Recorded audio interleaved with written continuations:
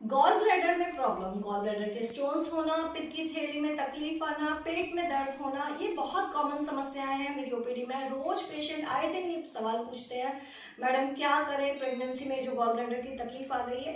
तो आज हमारे पास इसके स्पेशलिस्ट डॉक्टर हमारे साथ में ही हैं, डॉक्टर अविनाश चांद, जो कि खुद एक जीआई सर्जन है। तो सर, सबसे पहला मेरा सवाल है आपसे कि ये गॉल ब्लैडर की प्रॉब्लम प्रेगनेंसी में हो सकती है? हो सकती है।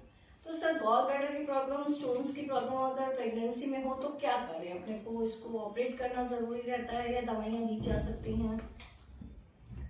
अगर पहली बार पता चला है प्रेगनेंसी के टाइम में कि गॉल ब्लैडर में स्टोन है और मरीज को स्टोन की वजह से कोई तकलीफ नहीं हो रही है, तो हमें कुछ नहीं करना है, तो चिंता नहीं करनी है। अगर प्रेगनेंसी के दौरान स्टोन से संबंधित कोई तकलीफ आती है, सिर्फ दर्द वगैरह आता है, उसको आराम से दवाई से मैनेज कर सकते हैं। लेकिन अगर स्टोन की वजह से कॉम्प्लिकेशन होते हैं, जैसे कि पीलिया का होना, पेनिक्रियास में स्वेलिंग आना, ये गॉल ब्लैडर के स्टोन की कॉम्प्लिकेशन है, तब हमें ये डिसाइड करना पड़ता है कि आगे इलाज कैसे करें। तो इसमें प्रेगनेंसी फर्स्ट ट्राइमेस्टर में है, सेकंड में है या थर्ड में है, थोड़ा ये क्रिटिकल कंडीशन बनती है, लेकिन पेशेंट को भी इस कंडीशन मैनेज किया जा सकता है। तो सबसे इम्पोर्टेंट चीज़ है कि हमें घबराना नहीं है। अगर प्रेगनेंसी में भी गॉल ब्लैडर में स्टोन्स हो गए तो इसका इलाज किया जा सकता है।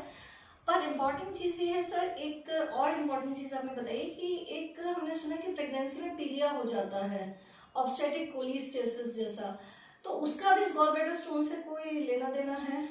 हाँ, गॉल स्टोन की वजह से जॉन्डिस हो सकता है। जॉन्डिस का कारण गॉल ब्लैडर स्टोन जब गॉल ब्लैडर से बाइल के साथ नीचे उतरता है तो पित्त की नली में आके ब्लॉकेज कर सकता है। अगर गॉल स्टोन के मूवमेंट की वजह से जॉन्डिस आया है तो अधिकांश केस में स्टोन अपना पास भी हो जाता है, तो करना कुछ भी नहीं है। पर एक्सपर्ट की ओपिनियन लेकर ये देखना है कि क्या वो स्टोन आगे पास हुआ या नहीं हुआ। सर, हमें डाइट में क्या ध्यान रखना है कि गॉल ब्लैडर की अगर प्रॉब्लम आ भी रही है तो प्रॉब्लम कम आए या हमें ऑपरेट ना करना पड़े? हम डाइट में ऐसा प्रेगनेंसी में क्या ध्यान रख सकते हैं? खाने में तली हुई चीज यानी घी, तेल, चीज, बटर, इनका यूज कम होना चाहिए।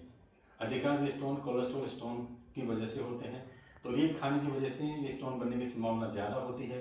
ये खाने से तकलीफ भी ज्यादा आती है, पेन बार बार आ सकता है, पेन की सीवियरिटी ज्यादा हो सकती है।